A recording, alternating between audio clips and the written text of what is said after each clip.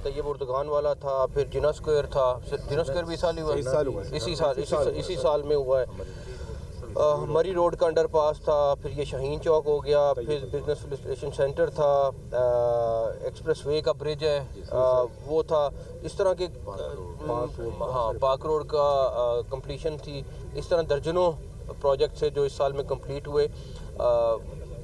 जैसा हमने पहले कहा था, इंशाल्लाह ताला जनवरी के किसी वक्त में हम जो इस्लामाबाद का विजन 2027 है उसको हम आपके साथ शेयर करेंगे, जिसमें आपको कि अगले 2 साल में हम क्या क्या करने जा रहे हैं। बट हमारी प्रायोरिटी है कि इसकी ग्रीनरी इस्लामाबाद की वो ख़राब ना हो, बल्कि हमारे इस वक्त में ज़्यादा से ज़्यादा ग्रीनरी नज़र आए और जो पार्क्स उजड़े पड़े थे वो दोबारा से ठीक हों।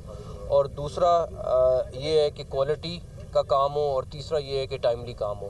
तो इंशाल्लाह ताला अभी इस्लामाबाद की जेल है उसकी कंप्लीशन के ऊपर हम काम कर रहे हैं। उसके बाद हमारा MOI से रिलेटेड बहुत सारे प्रोजेक्ट्स हैं जो चल रहे हैं, जो आपको इंशाल्लाह ताला नज़र आएंगे, जो कंप्लीट होने के करीब हैं। तो ओवरऑल मुझे उम्मीद है कि इससे दुगनी तादाद में प्रोजेक्ट्स आपको 2026 में कंप्लीट होते नज़र आएंगे, और आप लोगों को वो भी साथ साथ दिखाएंगे। इसमें मैं जो मेरे साथी वज़ीर हैं, तलाल साहब, सेक्रेटरी साहब, चेयरमैन CDA, पूरी टीम, IG इस्लामाबाद, सब जो हैं वो मेरे ख़्याल है इस साल के लिए मुबारकबाद के मुस्तहिक़ हैं, क्योंकि सब ने मिल के काम किया है और ये मेरी अकेले की एफ़र्ट नहीं है, ये हमारी सारी एक टीम है जो मिल के ये काम कर रही है।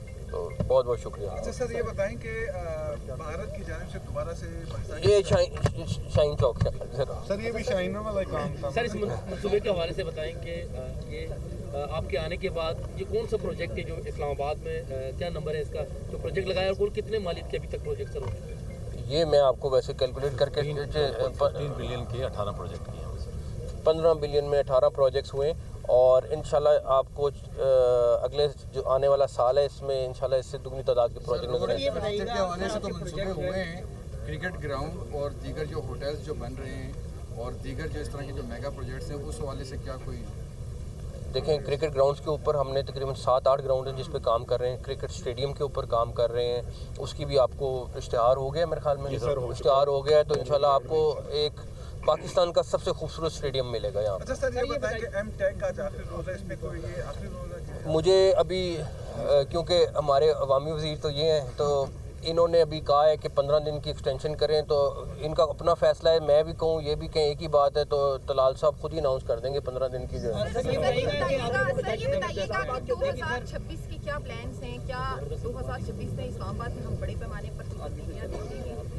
इंफ्रास्ट्रक्चर की बात करें, इंफ्रास्ट्रक्चर से ज़्यादा इस्लामाबाद में खूबसूरती सबसे पहली चीज़ है, एंटरटेनमेंट दूसरी इंपॉर्टेंट चीज़ है, तीसरी ग्रीनरी लानी है सबसे ज़्यादा ज़रूरी है, और चौथी सबसे ज़्यादा ज़रूरी चीज़ है कि इस्लामाबाद में जो एक डल सी फील आती थी वो ख़त्म करनी है।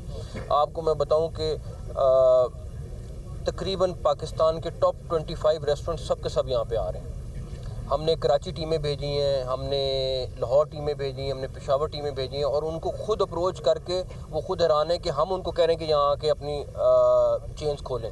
फिर उसके बाद जो अगले साल में इंशाल्लाह ताला सबसे बड़ी चीज़ होगी वो स्मार्ट सिटी का प्रोजेक्ट है जो कंप्लीट होने जा रहा है। कन्वेंशन सेंटर एक नया बनने जा रहा है जो काफ़ी बड़ा होगा, जो SCO कॉन्फ्रेंस के लिए। उसके साथ यहाँ पे एक्सपो सेंटर नहीं था, वो बनने जा रहा है। तो ये सारा वो जो विजन 2027 के प्लान है उसमें है, और आपको सारा ब्रीफ करेंगे। प्रोजेक्ट्स को हर कोई अप्रिशिएट कर रहा है सर, लेकिन तनकीद होती है CDA के ऊपर कि दरख्त कट रहे हैं, माहौलियात ख़राब हो रही है, इस हवाले से भी मैं आपको कहूँगा कि जितने वैसे तो दरख्त हमारी कोशिश थी, मैंने इस प्रोजेक्ट में एक ये मैं आपको बता सकता हूँ, इस दरख्त को भी बचाने के लिए मैं आपको बता सकता हूँ कितनी एफर्ट हुई है। ये आप किसी CDA वाले से पूछें, ये अकेला दरख्त है और हमने इसके लिए भी कितनी एफर्ट की है और थोड़ी अलाइनमेंट चेंज की है। तो एक दरख्त को बचाने के लिए कोशिश हो रही है, और अगर एक दरख्त लग रहा है तो अगर कट रहा है तो उसके पीछे यकीन करें 100 दरख्त हम लगा। अच्छा सर, एक सवाल लीजिएगा, आपने जो इस्लामाबाद के अंदर काम किए हैं वो यानी कि तारीफ के काबिल हैं, आपको शाबाश दी जानी चाहिए। ये बताइएगा, इस्लामाबाद के अंदर